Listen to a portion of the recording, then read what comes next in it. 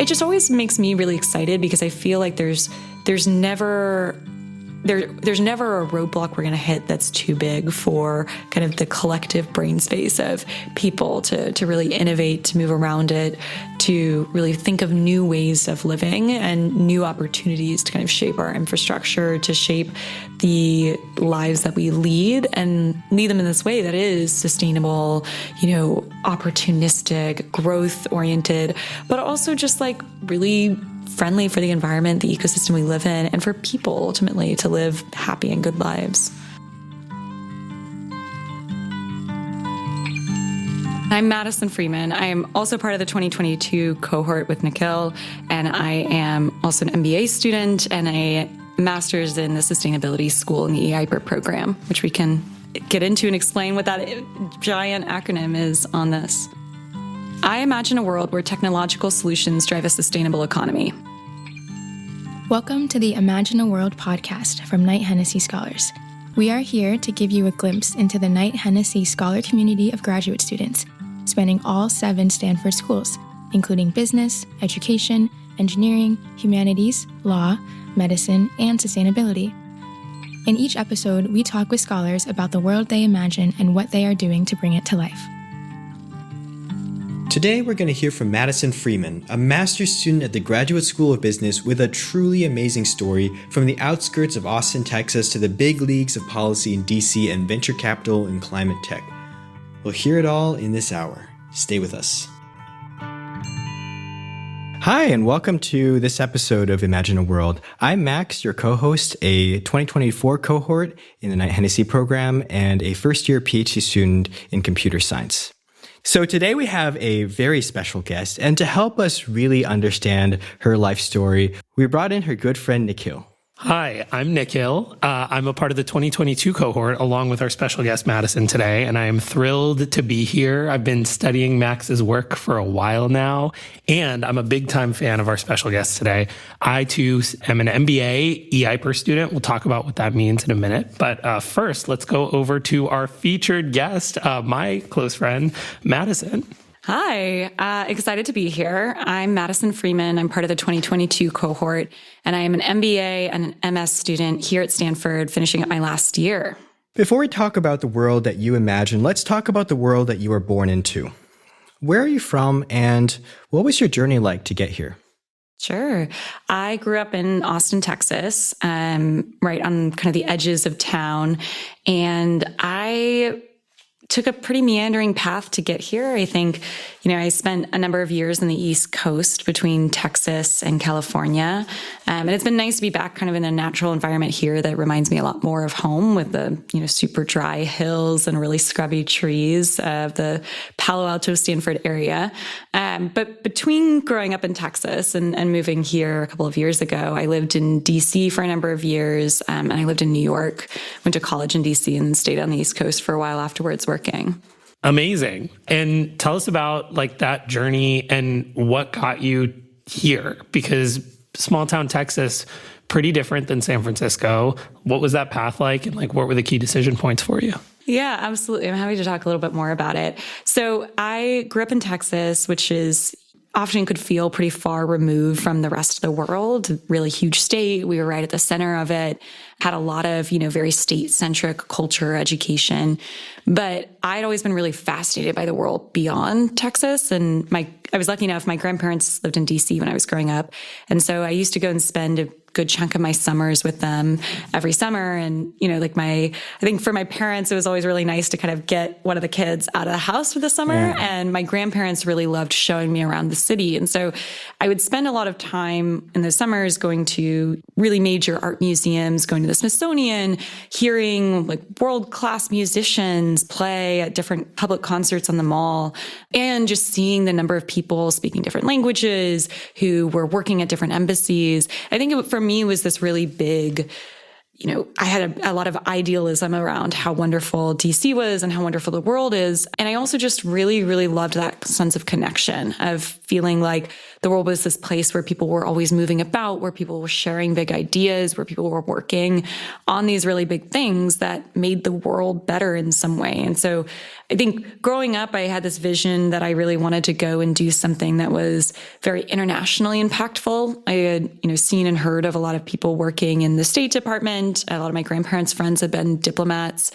or who are working in some sort of big economic, either a think tank or like an international development organization. And so I'd sort of had this vision at the time that I wanted to go to DC to do something really big and broad that would kind of open up the world for me even more. So I had applied for schools, and I went to a college in DC at a place called American University, up on the northwest side of town, which I believe is not too far from where you grew up, Nikhil. About like 15 minutes from where I grew up. Madison So and I have been intertwined for a very long time. Amazing. Yeah.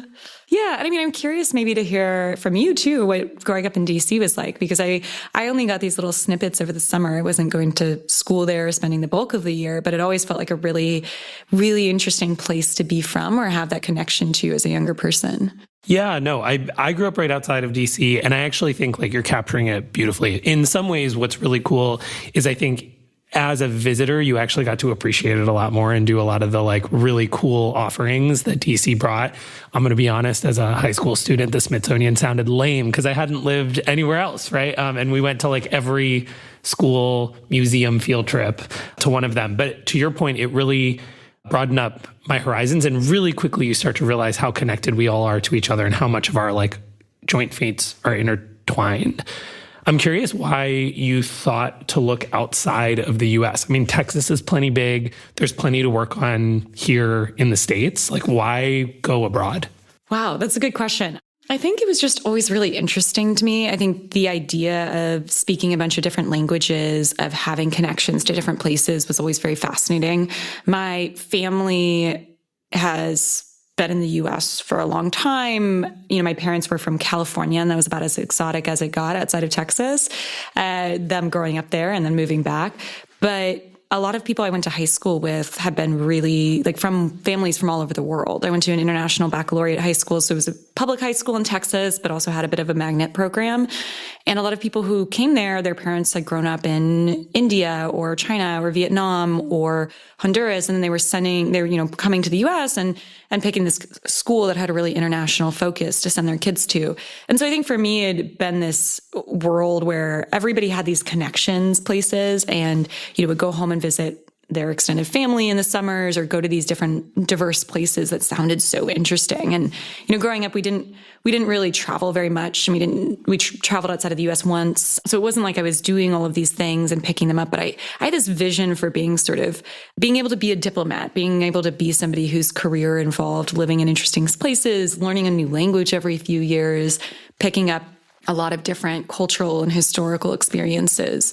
And I think it just really, really stuck with me. And I had this very clear view when I was going off to college that I really wanted to be a diplomat working for the State Department, posted in, one of those hardship posts where it's a very, very remote area or really complicated language. And that was the challenge that sounded most interesting to me. So it sounds like that you had this vision from a pretty early age, even as you said, before you went into college. You were surrounded by people from other countries, and that was part of your inspiration to do this. Yeah, I think that's a really accurate summary. I think also there was a sense of duty. A lot of my friends were looking to do things that felt really impactful and meaningful. And, that looks different for everybody. I had a lot of friends who went to medical school and they really wanted to be a doctor and to help people, or people who wanted to go into bioengineering and build things that would be, really useful and meaningful for the world.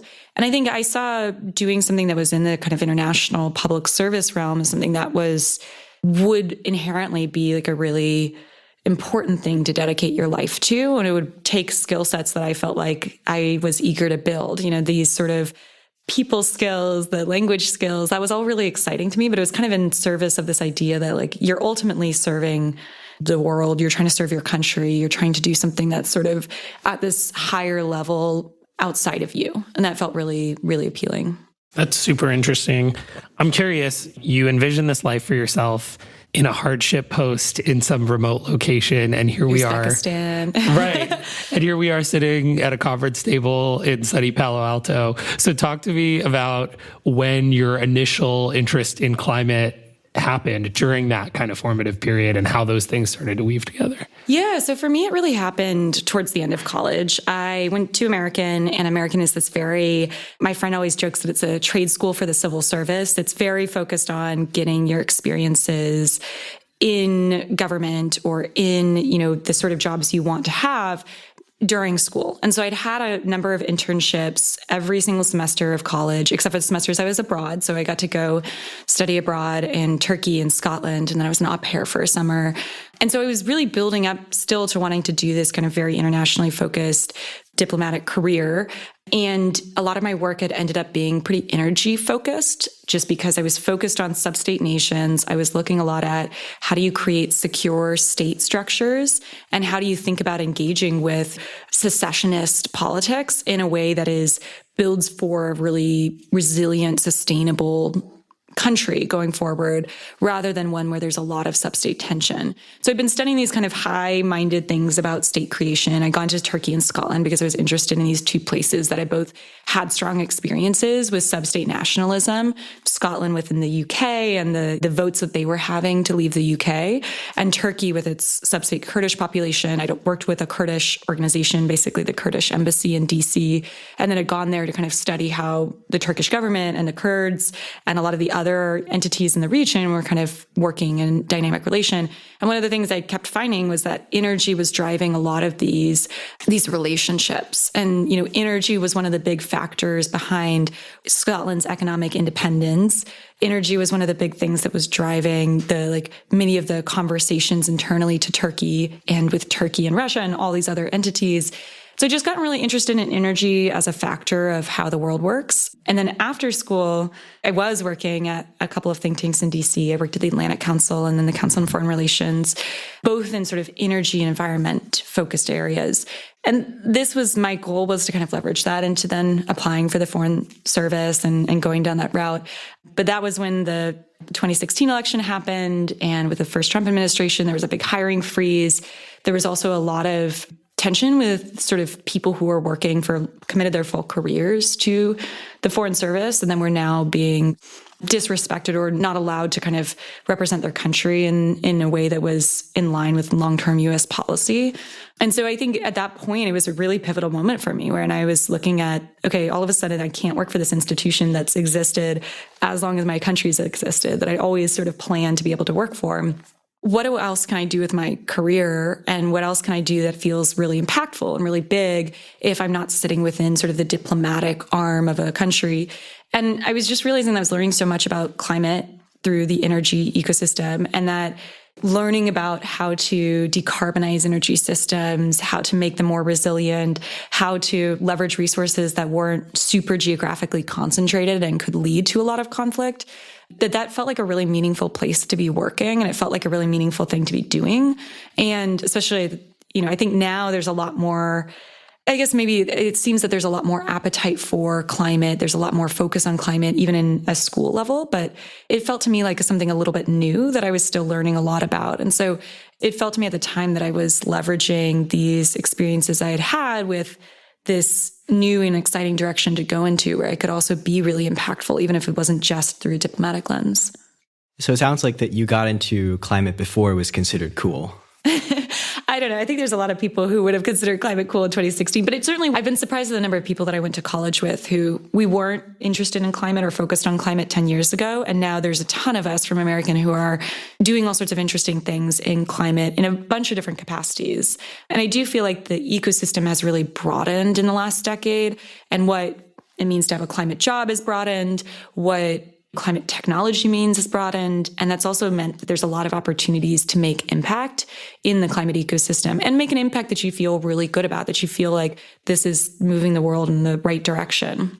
That's really interesting. Do you know why there's been an increased interest and why the field has broadened in the past decade? I think the field, that climate in general, has broadened in the last 10 years because, number one, the problem is just continuing to get more and more acute. Every year is the hottest year on record. Every year is the highest CO2 concentration.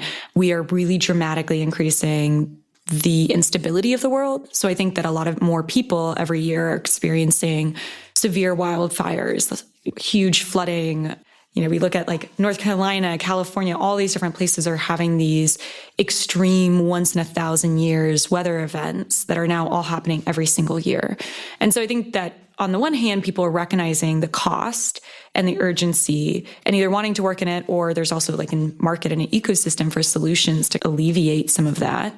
I also think that it's just something where the more you see it interconnected into everything else, the more it's hard to not be working in climate to some degree. And so I think that the number of companies that have emerged that are trying to tackle this type of problem, the entire renewable energy industry, lots of these other industries that are focusing on different types of decarbonization, different types of adaptation and resilience have really boomed. So whether you're working in the public sector or the private sector, both managing and responding to climate is a really big ecosystem. Okay, I love this. I'm really excited to get into more climate talk because I think this is why we're all here. At least that's why I'm here. But before we go, I want to give more people an insight into you. And so we're going to go lightning round on some quick questions about you and about climate. First, are you a morning person or a night person? I would say I'm a morning person. I like the quiet before everybody else is up. There you go. All right. Okay. Hydrogen, carbon capture, or nuclear? Pick one to bet on if you had to. Oh. Only one. Fission or fusion? You could pick. Okay. I would say, just for people who are listening who are not huge climate nerds, these are all three areas that have huge hype behind them from certain circles and also huge downsides. And, no technology is perfect. I would bet long on nuclear. I think I have been really interested in the number of companies pouring billions of dollars into nuclear fusion. And I'd be really interested to see which companies come out, because I feel like at this point we will have at least one company really cracking the way to do nuclear fusion at scale, which would give us so much energy at a very clean energy, kind of ultimately limitless. So that's the one I go long on. Nice. Good answer. I'm also a nuclear girly. Best climate conference snack, and you have to be honest. I feel like people aren't doing enough Earth-themed climate conference snacks. So I'm not going to do one that, not that I have seen, but I would really love some like ants on a log, at a climate conference. Fascinating. Oh, okay. Little celery peanut butter raisins. Oh, is that what it is? I thought you meant literally for a second. No. Literal ants on a log. It's the little kid snack where you put peanut butter in the celery stick and then you put little raisins on there. I've never had this, but I'm curious to try it. Never had it in elementary school? Never. Seriously? Wow. Wait, did you think I was just suggesting like actual we should be eating bugs? Listen, on a log. It's a sustainable food source, high in protein. I say we go for it. I'm all for it. Okay, last couple questions. Dream place that you would love to live for 1 year. Just 1 year. I had a really good time in Portugal a few years ago. You and I were talking about that this weekend at the Knight-Hennessy retreat.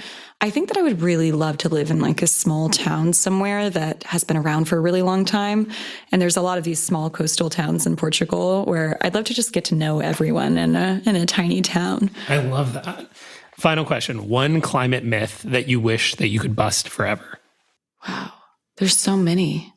I think one of the top things that I run into is that there's going to be one solution that solves an entire category of problem. I think most, especially being in the Bay Area ecosystem that's very tech and entrepreneurship focused, I think that a lot of people focus on like, if I just find the right technology, we'll be able to solve this entire problem. And it's sort of a method of approaching the problem that I think borrows really heavily from the software tech industry of, there's this new issue in e-commerce that nobody's really seen before. So we're going to tackle it. We're going to solve the entire space. And everybody's going to want to use this like one solution for that problem. And I hear that sometimes in the climate world of like, oh, we're going to solve all of geothermal. We're going to solve all of steel. We're going to solve all of cement, all of these different areas that have big opportunities, big challenges. And just coming at this with a global mindset, like the solutions that work in the United States for a variety are not always going to work in other geographies for a variety of reasons, whether that's policy or regulatory, or just like the geology is different or the distribution of people is different. But I think really embracing the fact that each of these spaces needs a bunch of different tries to the problem. And some of those tries are going to be startups, entrepreneurship. Some of those are going to be different regulatory structures or different, policy approaches and incentives. And so I think just having a really open mindset and a flexible mindset when it comes to how do we solve these challenges, that's something that I really wish everybody would kind of adopt. Okay. Thanks for playing that game with me. Glad that everyone gets a little bit of peek into the friend that I love besides the climate expert. But let's dig into the world of climate. Can you talk about your first couple of roles and how you broke into the climate space initially when you were kind of transitioning out of this general international worldview? Yeah. So my career between college and Stanford for business school and this master's in the sustainability program, I spent a couple of years in DC in two different think tanks that were very internationally focused, doing climate and energy policy and technology innovation policy. I spent 3 years in New York at a venture capital fund where I was focused on really emerging solutions in the climate ecosystem and backing a lot of the most exciting technology companies, and also working with some of the utilities in the space. And then I spent a little less than a year, or about a year in the Biden administration as a senior advisor to John Kerry, who is our climate envoy. I was his senior advisor on technology and innovation. So it kind of tied together a lot of the themes for my career. And then I left that job and came here to Stanford. And I've mostly been working with early stage climate startups for the last few years, as well as a later stage investor. So I think in terms of breaking into climate, for me, my first big career leap was from the think tank realm of DC, which was a pretty natural extension of my undergraduate work in international relations and economics, to going to this very climate-specific investment fund that was looking at all things clean energy and climate, that was backed by utility partners. So the funding and the kind of partner engagement was with these big incumbents in the energy and climate space.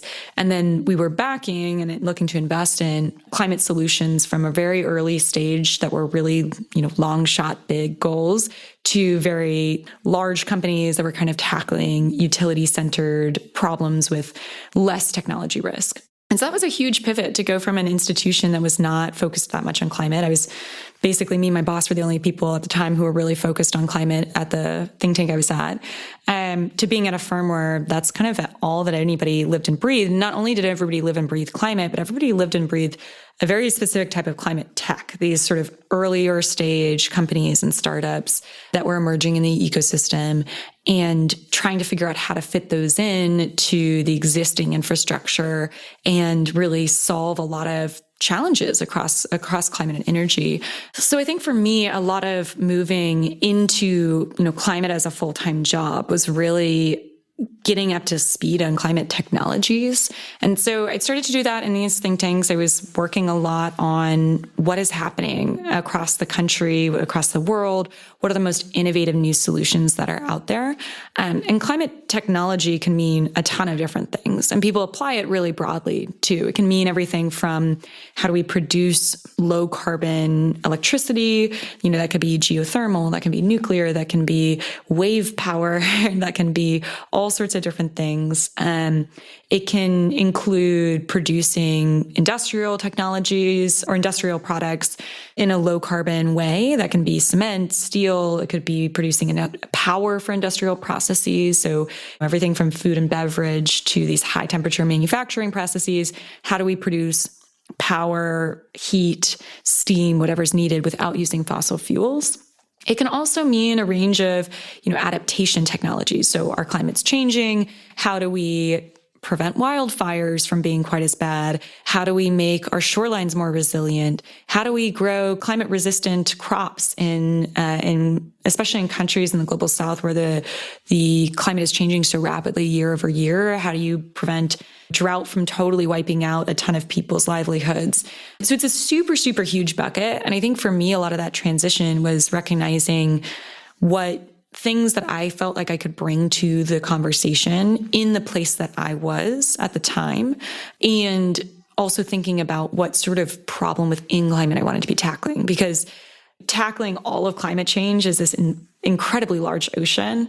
If you focus in on, I think what I really want to tackle is preventing wildfires, or I really want to tackle policies that enable cities to be able to really respond to a changing climate, or like any of those particular areas, can it be something really manageable where you can figure out what your role is in that? And for me, what was really exciting kind of outside of climate was new technology solutions. And then what I wanted to feel like I was doing is helping to move those along so they would have a big global impact. So I could feel like I was doing something that was important for the world. And so, I'd always, like growing up, I'd also read a lot of Wired magazine and Popular Science and like all these science magazines, and just thought that technology innovations coming out of universities were really, really interesting. And seeing how people tackled a new engineering solution was really fascinating.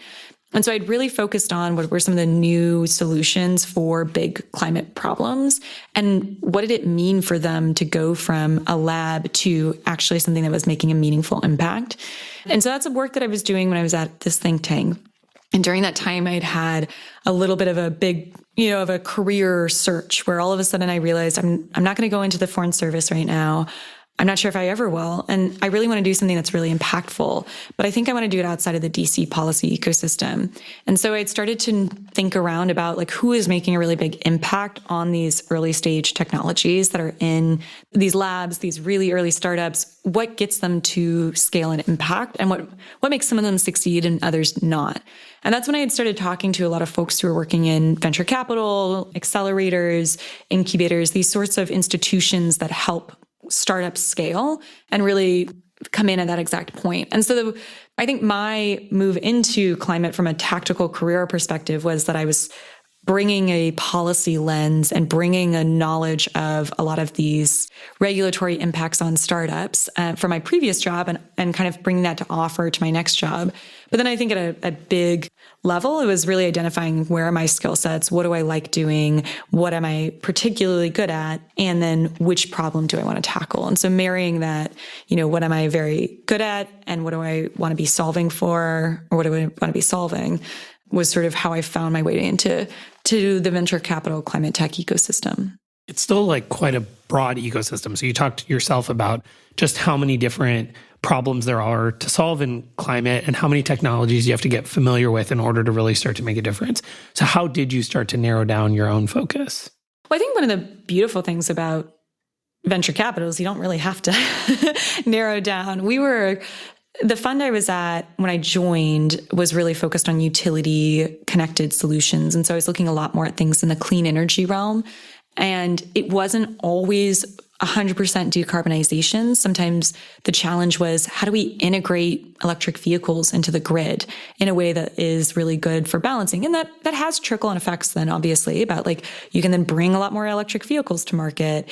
But there were things that were a little bit more near term about how do we integrate these things in.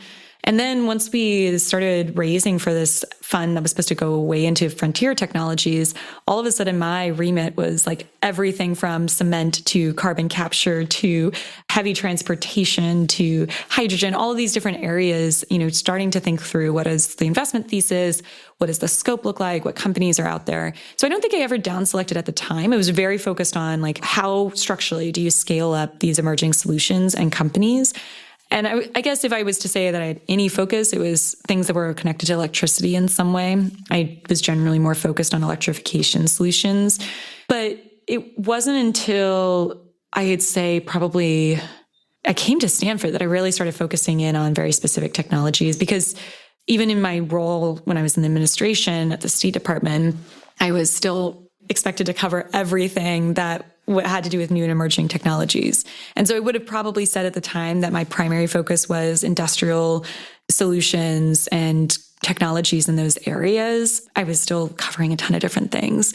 Yeah, so just to back up a little bit, because I'm sure that a lot of listeners are curious, what is the day-to-day like in a VC firm that you worked at? Like, what's that kind of like? And even more foundationally, what is a VC firm? Yeah.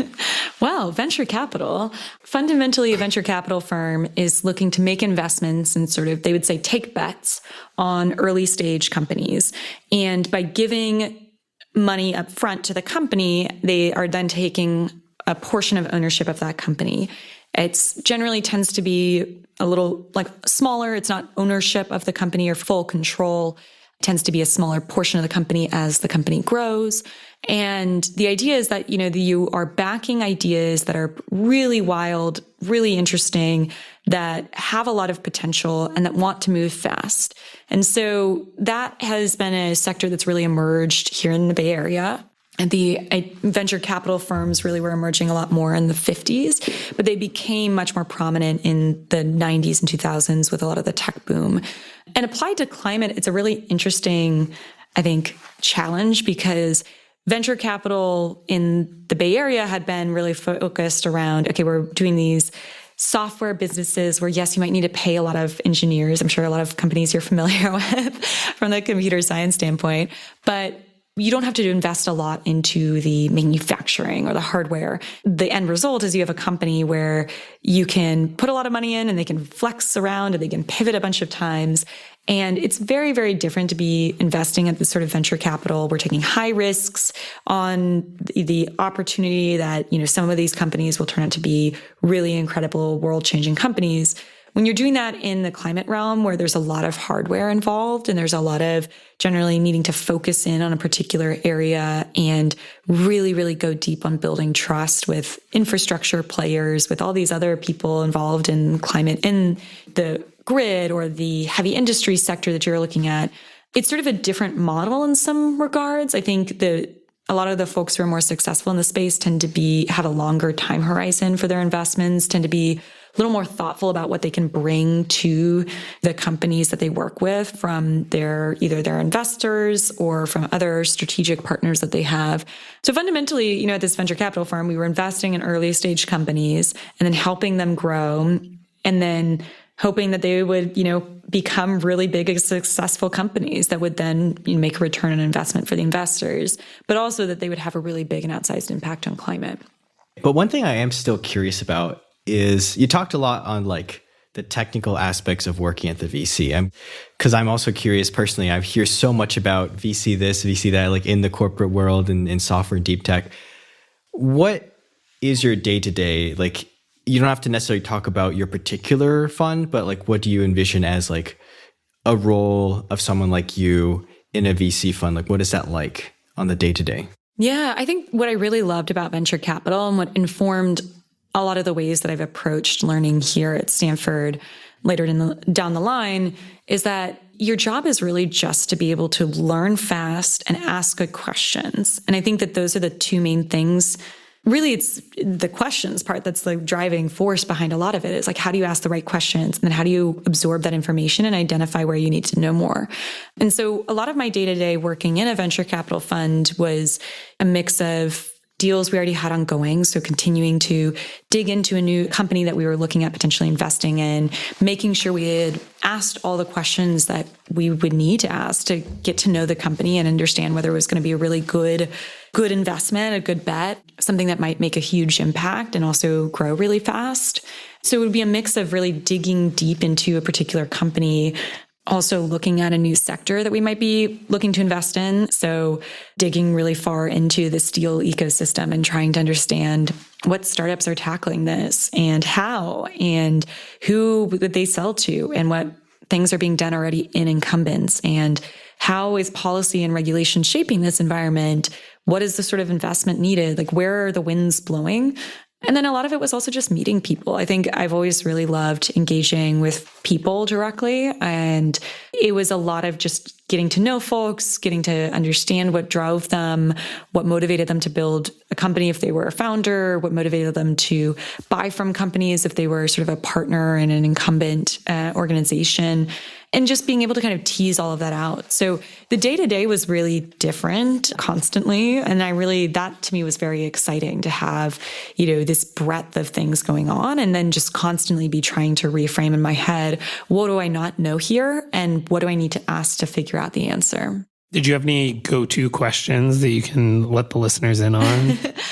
I think when talking to companies, especially ones where we had already developed some of a relationship, I was always really interested in what scared them, And so if you're building something, like, what are you most afraid of happening here? Is it something external? Is it something that you don't know internally? What's the worst case scenario and why? Because I think when you talk to people about what's really, really exciting for them, there's a lot of really amazing things that they can lay out for you. When you ask them what they're afraid of, you can start to piece out really clearly, like, what drives this person? Are they really afraid that they're going to lose like really incredible talent on their team, and they're really motivated to create a culture and values in their team and organization that's going to drive it to be really sustainable? Are they really afraid that an incumbent is going to come in and swoop and take the market share away from them? Just understanding how people tick and then how that might drive them to make decisions was always an interesting thing to me about meeting a new company. I love that. I would love to talk about, straight out of undergrad, you really started to dig into this breadth of technologies, but it really was outside of the government framework that you had first focused so much on. And you had kind of a full circle moment and you came back to the State Department. Can you talk about what that transition was like, how you ended up in a political role in the administration and what you got to do there? Sure. So I had left DC to go to this venture capital firm. And about a year in, the campaign was really winding up into full gear in 2020. And I've been reached out to by some folks in the campaign to kind of serve in an advisory capacity. I think just to provide some context onto climate questions and be sort of on call in case there was, a major news event or something that the Democratic candidate would need to respond to. And so I got engaged with some folks in the campaign. And then, about, I'd say like a year after that, when the inauguration happened for Biden, I had been reached out to by a few people to join the administration. And I think for me, the path that led me there to being asked to come on board to be an advisor to, our climate lead and climate envoy was really a journey of relationships. So I had been in DC. I had built a lot of relationships with a lot of people. Actually, one of the people I worked with in Carrie's office, who is still, somebody I really, really trust as a collaborator, was my supervisor when I was an intern my sophomore year in college. Wow, you never know when those relationships are going to come back around. Yeah. And he was only probably at that point, 5 or 6, I'm not sure, a few years older than I was, but he was somebody who had been really kind and really introduced me to the world of climate. And then it was really a full circle moment where when a number of people who had been, say, friendly colleagues in the DC ecosystem had joined the Biden administration, when they were thinking about people that they knew who were knowledgeable about climate and new technology specifically, I'd been someone on the radar. And then I'd say most specifically, I have a dear mentor of mine for a long time. His name's Varun. He had been a boss of mine at the Council on Foreign Relations, one of the think tanks I worked at, and had just always been somebody I really looked up to and admired and kind of aspired to follow his career journey. And he had joined John Kerry's team, leading a lot of the climate and the energy related aspects of that portfolio. And so he was the one who really directly kind of advocated to bring me on board. And I think to me, that is, if you're thinking about career journeys, one of the big lessons is you just really, when you find people who are really wonderful and amazing mentors, like they will continue to be an incredible guide for you, whether that's directly like Varun did and sort of bringing you into an interesting and new job and environment, really advocating for you, or even just for sort of serving as like somebody who you can aspire to follow and kind of setting that standard for how do I shape a career that feels impactful? How do I make moves in my life that feel like they have really big meaning? And so I guess to summarize, the way that I made that transition was really a bit of luck of just like people I'd known who really trusted me and also just building those relationships over time.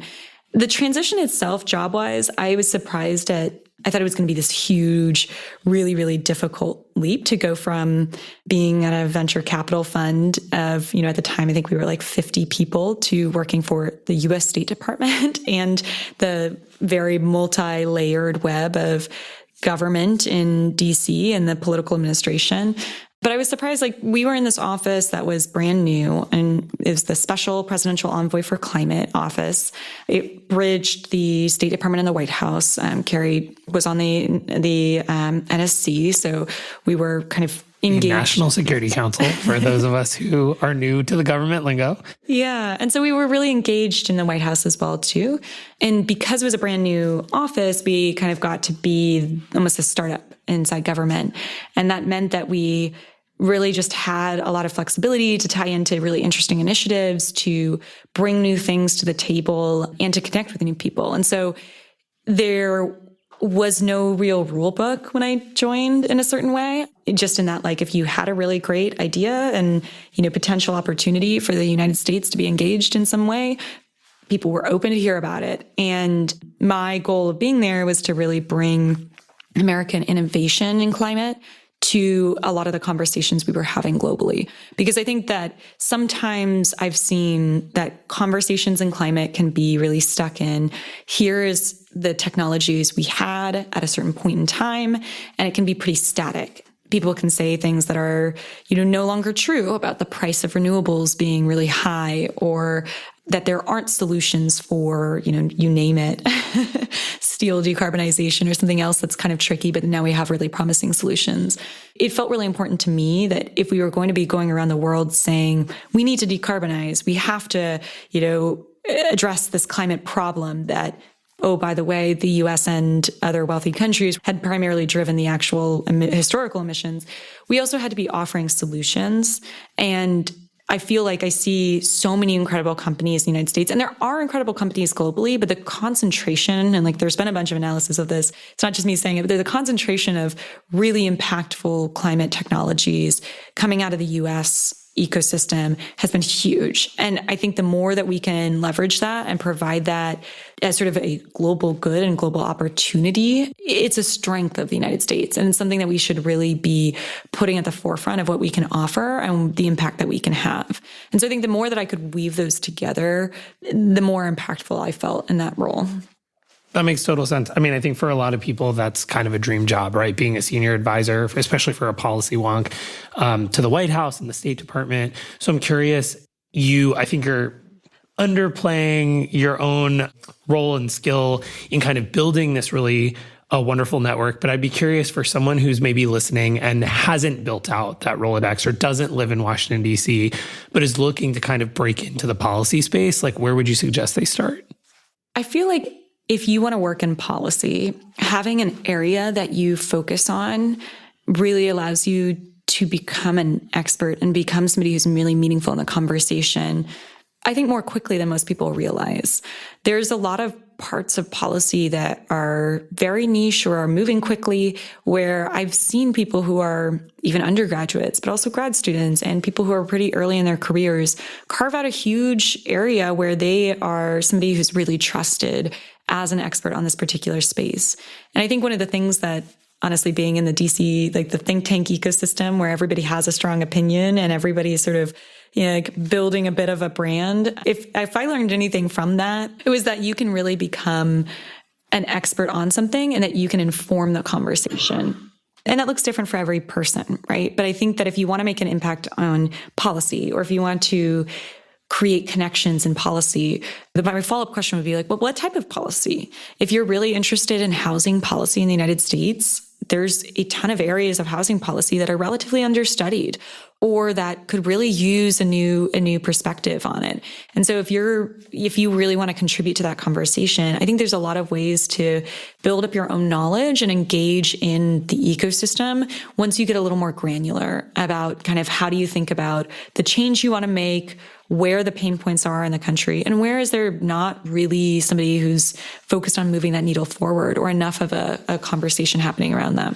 It's interesting because I feel like that's actually frequently the same advice that people will get when you're trying to break into like venture capital or certain parts of the private sector. So it sounds like expertise, relationships, like getting granular is something that'll kind of serve you well wherever you go. Yeah. And I think especially a lot of these sectors, there's not as much of a divide between the public and the private. I mean, you are also somebody who has had a career that's bridged public and private sectors. So I'd love to hear your thoughts on this. But I would just say, I moved between, nonprofits for the first few years of my career to a venture capital firm, which was very much a for-profit enterprise, to fully government. And then now for the last few years, I've been working with startups, with other investors, and the people I interact with, it's so similar. And it's because like the climate space, a lot of people move between public and private because they see different ways to make impact and they choose different roles where their skill set in electricity market design can be really help move the conversation in an academic setting, to setting government policy, to, being at a utility or at a, solar developer. So I think that understanding how so many careers weave back and forth also gives you this lens to be like, well, it's all ultimately about like trust, relationships, people, and just being able to be really curious all the time. I think that question asking for me has been something that's continued to open the doors of like, well, why isn't anybody focused on this? Who does know about this? How can I talk to them? So I think the question asking from venture capital kind of bleeds into all the other spaces, nonprofit and public alike.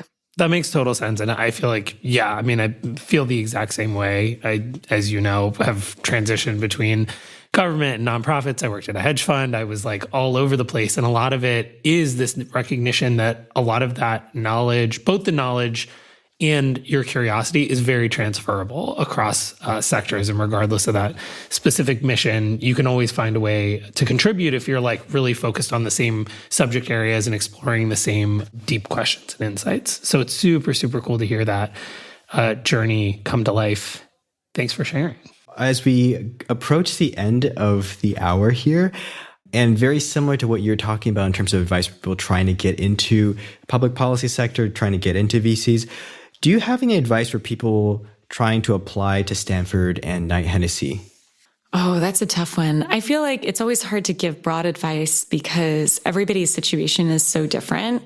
I think some of the things that were really helpful for me. So I came here to Stanford and we didn't get a chance to talk too much about the experience here, but I came here to Stanford to get an MBA and a master's in the sustainability school, this interdisciplinary program that Nikhil and I are both in. That is this interdisciplinary program focused on environment, resources. It really allows you to choose your own adventure across all of the Stanford schools. You are supposed to take a bunch of technical coursework focused on sustainability, but you can down select into these different areas. So you can focus on climate effects on human health and aging. You could focus, like I have, on technology scale up and financial and legal, opportunities and challenges as companies grow, and on a lot of the climate technology solutions themselves.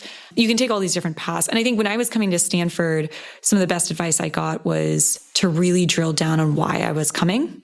Stanford, the business school, has a question called "What matters most to you and why?" And that's their main question in the application. And for me, I had a friend tell me, ask yourself that question and then keep asking why. Ask why 5 times. Once you answer the what matters most to you and why, ask yourself why that why.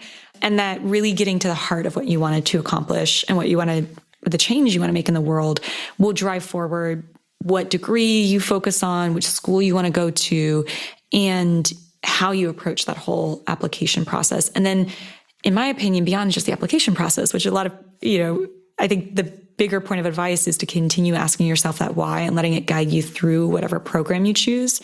And so for me, coming here, the why was that I really wanted to make this more stable and resilient world happen, and that I saw the path to doing so by enabling a lot of emerging solutions to get to scale and really driving forward meaningful change in infrastructure.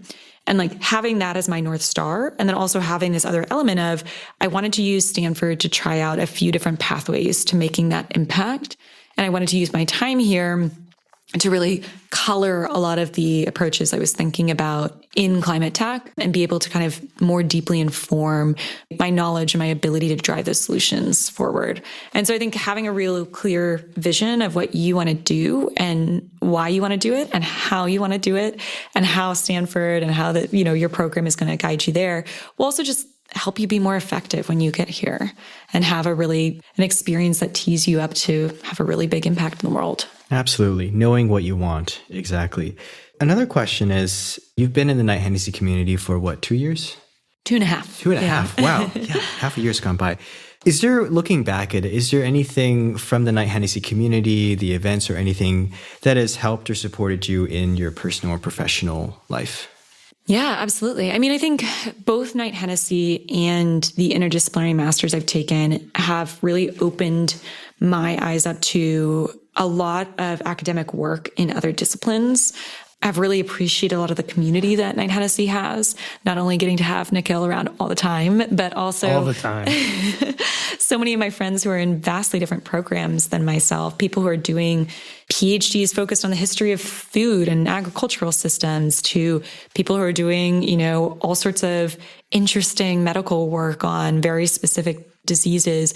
The type of people that you have on the program, I feel like are people I get to have really interesting conversations with every day. We just came back from this weekend retreat, Nikhil and I, with a bunch of folks from across the different cohorts that Knight-Hennessy runs up in Lake Tahoe. And a lot of those conversations really stuck with me because of how broad they were and how many really, really fascinating and meaningful interactions we were able to have of just talking about election security, cybersecurity of voting machines, talking about how people were thinking about raising children, thinking about what it means to have a life that's balanced with being in the outdoors and also being really driven in a career. And then also things that were just really niche about learning about somebody's interest in particular books, or being able to have a really deep conversation with somebody about what their thesis is going to be focused on and what their dissertation is going to do for the field that they work in. I've just really treasured a lot of that. And I think it's really helped expand my capacity to be curious. A couple of forward-looking questions, because we're in a really interesting time for climate. I'm curious, up until now, there's been a trend in increasing investment and increasing activity in climate. There's a little bit of a change to that trend recently, or at least that's what it seems like from my perspective. I'm curious, in this environment in the last couple of years where it feels like maybe climate, is it kind of on the fritz? Are we moving away from it? Or do you think that we're still charging full steam ahead? And if not, how do we navigate through this moment? Yeah, it is a weird time for climate right now. We are going from a number of years of a really big boom in investment to what is looking to be a pretty antagonistic couple of years and a much harder environment. So I would say on the holistic level, there was a huge boom in investment from the private sector into climate. Starting really in 2020, we saw a ton of investment from venture capital firms, a lot of adoption of very ambitious climate goals. This was something that I was working on kind of trying to implement into more fixed goals, policies, mandates, all these sorts of things when I was in government in 22, and there was still a lot of private sector activity then.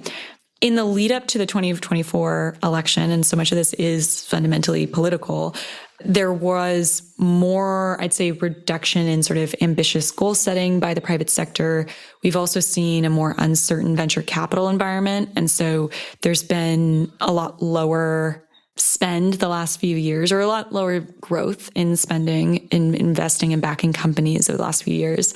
And now we're going from an environment where under the Biden administration, we were investing a ton of capital into climate tech projects because we saw it as a way to build back industry, manufacturing, build a country where we had really long-lasting, supportive, sustainable communities in way more ways than one. It wasn't just about, decarbonizing communities, but it was building back better was, the whole ethos. And I really feel like a lot of the money that flowed into these climate tech projects was targeted at regions where there was lower employment, there was a lot of economic struggle, and we were building climate in order to build a stronger country.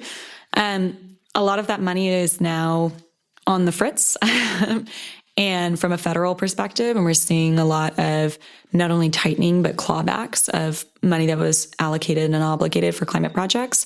And it's a pretty uncertain funding environment from a private perspective when you think about venture capital firms and other customers. So I think for me, when I look at all of that and I say, okay, this seems like we're in a bear year for a climate. One of the things that I've been thinking a lot about is we actually have already had a climate boom in bust is not particularly the right way to say it, because we still have a ton of great climate companies, but we had a ton of investment in climate tech up until about 2010. It was 2008, 2009 were these like big boom years in investing, sort of mix of government funding post Great Recession and private sector interest in space. And then we had a couple of years of total drought where we saw a lot of the companies that investors had backed didn't go the ways that they were expecting for a variety of reasons, many of which is more geopolitical, with China investing a lot into its own domestic solar and battery ecosystem and sort of undercutting a lot of the innovation happening here in the US. But we also saw like a lot of nervousness or uncertainty about climate in general, and climate technology solutions. And so when I think back to that, I feel like there's a pattern here, and it's a reminder for me that many of the best climate companies, the best climate solutions, the best climate policies came out of these years where it wasn't so robust, where we didn't have as much attention and backing in every direction. And so, I think ultimately, kind of to answer your question, I feel like it is a harder time for climate solutions right now, which it shouldn't be. They're needed more than ever. But it doesn't mean that climate solutions aren't happening, or they aren't growing globally. One of the things I was most proud of doing over the last few years was that I got to teach a class for the State Department after I left. So I would teach a class every quarter, often around the world. The last one I taught was in Thailand to, foreign service officers, U.S. diplomats who are based all around Asia.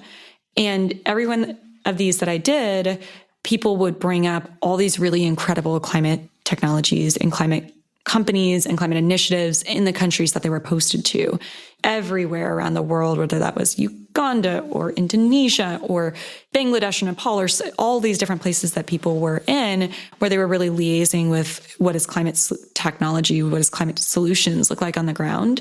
That to me brought me a lot more faith in the ecosystem. It's not just what is happening here in the US, what's happening in the Bay Area and the Silicon Valley bubble of venture capital and startups, but we're making a lot of progress globally. We do need to move fast. We need to move way faster, but I think focusing on where we're getting a lot of this speed and innovation and really trying to galvanize that is something that is really important to me. My last question is, what's one piece of climate progress that genuinely gives you hope right now? I think one of the things that has really given me hope, and especially being here at Stanford, is the number of people, especially the undergraduate community here, who are so passionate about solving climate challenges and see it as sort of core to their lives, core to their future, core to everything they want to do. And they're approaching it in so many different ways. I've gotten to be part of this amazing class here at Stanford called Stanford Climate Ventures. It's basically, sort of a startup 0 to 1 program here where you get to incubate ideas and try to spin out a company. And the number of students in that who are much younger than I am, who are maybe, 10, 12 years younger, who are doing these things for the very first time and are just bringing so much optimism, hope, and just new ways of thinking about things. It just always makes me really excited because I feel like there's never a roadblock we're going to hit that's too big for the collective brain space of people to really innovate, to move around it, to really think of new ways of living and new opportunities to kind of shape our infrastructure, to shape the lives that we lead and lead them in this way that is sustainable, opportunistic, growth-oriented, but also just like really friendly for the environment, the ecosystem we live in, and for people ultimately to live happy and good lives. Thank you. All of a sudden, I'm so much more optimistic and excited about where we're headed. Max, over to you. Me too. And this is about the time we have, but this has been such an amazing hour with you, Madison. And thank you so much for co-hosting with me, Nikhil. Thank you for agreeing to come on last minute and bringing all of your amazing energy. And I can just see this friendship between you that goes way back, even maybe before you knew it, when you were both up in DC trying to live your own lives, and seeing you coming out of Austin, Texas, and being, making it big in all these different places. It's just been so inspiring. And I'm sure that everyone who is listening will feel the same energy. So thank you so much for taking your time, both of you, this afternoon to tell your stories. Well, I'm sitting next to two of my heroes, so it's been a lovely hour for me. Thanks for having me on. Thank you so much, Max. This has been the sort of experience and friendship that I've really treasured getting to have here. And now I'm getting all misty-eyed about ending my time at Stanford. Onward. Yeah. Onward. Yay. Thank you so much.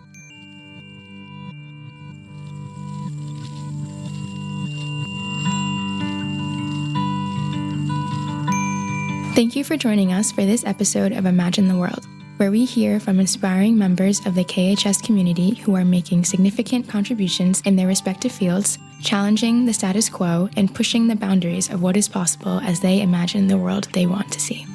This podcast is sponsored by Knight-Hennessy Scholars at Stanford University, a multidisciplinary, multicultural graduate fellowship program providing scholars with financial support to pursue graduate studies at Stanford, while helping equip them to be visionary, courageous, and collaborative leaders who address complex challenges facing the world. Follow us on social media at Knight-Hennessy and visit our website at kh.stanford.edu to learn more about the program and our community.